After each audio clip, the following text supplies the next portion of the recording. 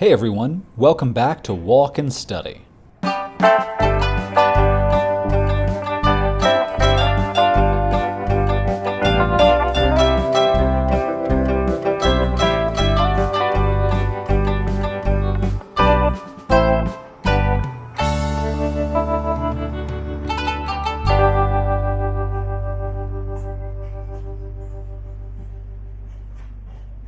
Today we'll be going over some easy TOEFL/IELTS vocabulary. As we work through these words, we will be walking around Costco, a warehouse club store that sells pretty much everything. While some of these words have multiple meanings, we'll try to focus on the meanings that are most important for the TOEFL exam. If you have any questions about other uses or definitions, please feel free to ask them in the comments. Okay, let's get started. Our first word is expand. Expand is a verb, and it has two important definitions for the TOEFL. The first definition is to become or make larger. Using expand in a sentence with this definition, we could say, the workers are expanding the road after the complaints about the traffic. So the workers are making the roads larger after they received complaints about how much traffic there was. Another example could be, Gizem is watching Walk and Study to expand her vocabulary. So Gizem is watching Walk and Study to make her vocabulary become larger. Okay, the second definition of expand is to give more detail on a subject. Using expand in a sentence with this definition, we could say, the professor asked Tina to expand on the argument she was making so that it would be clearer to the rest of the class. So the professor asked Tina to give more detail on the argument she was making so that it would be more clear to everyone else in the class. Our next word is minor. Minor is an adjective and it means not very important. Using minor in a sentence, we could say, Jim's classmates gave him a minor role in the group project because he was always late to the meetings. So Jim's classmates gave him a not very important role because he was always late. Another example is, Mo Salah's injury was minor, so he continued to play in the match. So Mo Salah's injury was not very important and he was able to keep playing. Another definition of minor that is relevant to us is small in size. Using minor with this definition in a sentence, we could say, the professor asked me to make minor changes to my paper. So the professor asked me to make small changes to my paper. Actually, let's look at the previous example that we had about Mo Salah's injury.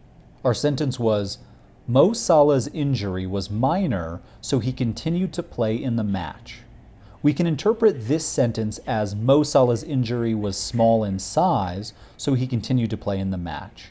So the meaning of the word minor in this sentence depends on the speaker's intention.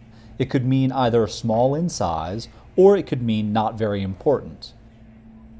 Okay, our next word is imply.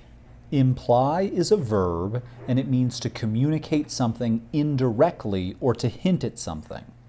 Using imply in a sentence, we could say, Marco put on his headphones to imply that he was not interested in speaking with the stranger.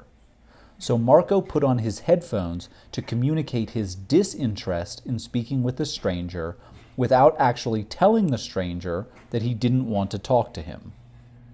Another example could be, Richie left all of the carrots on his plate, implying that he did not like how they tasted.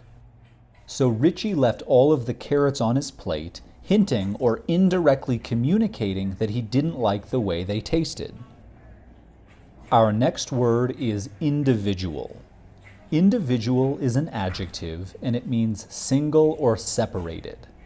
Using individual in a sentence, we could say, Sally put the gifts she bought for May in individual boxes instead of putting them all in one box.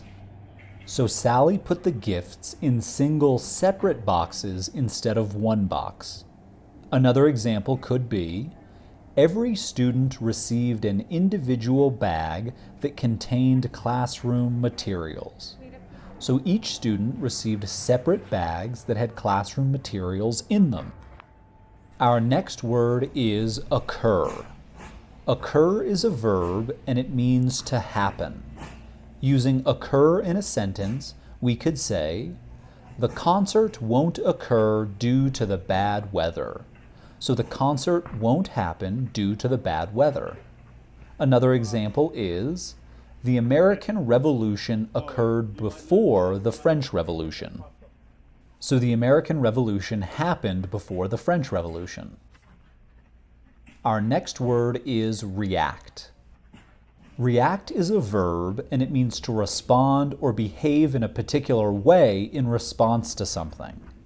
Using react in a sentence, we could say, some dogs react negatively to seeing new people in their house.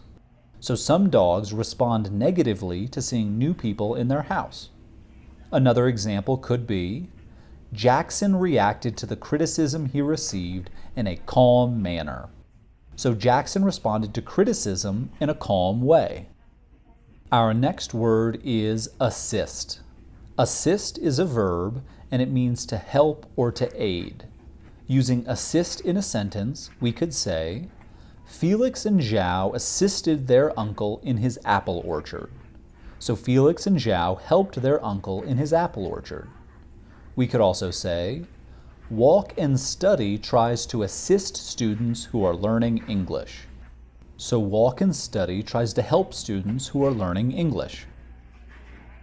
Our next word is source. Source is a noun and it means a place, person, or thing where something comes from.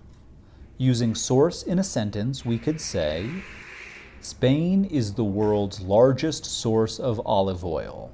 So Spain is the place where most of the world's olive oil comes from. We could also say, the professor asked her students to use at least 5 academic sources in their essays.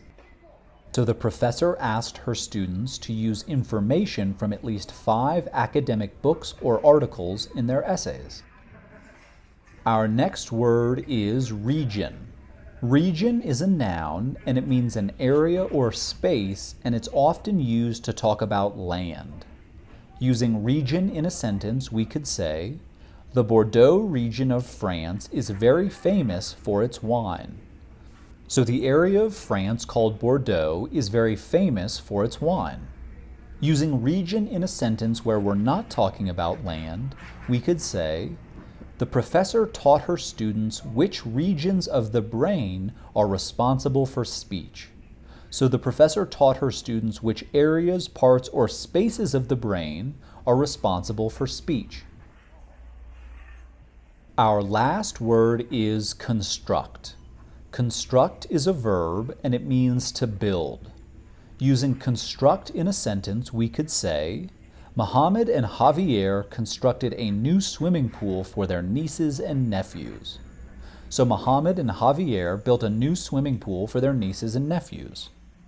We could also say, over the last 10 years, Bill and Melinda have constructed a very helpful nonprofit organization. So over the last 10 years, Bill and Melinda have built a very helpful nonprofit organization. All right, with that, we've gone over some easy but very important TOEFL and IELTS vocabulary. I hope this lesson was helpful to you all. As always, subscribe below, give us a like if you found this video useful, and let us know in the comments section what else you'd like to learn about or see in our next walk and study lesson. Thanks everyone, take care.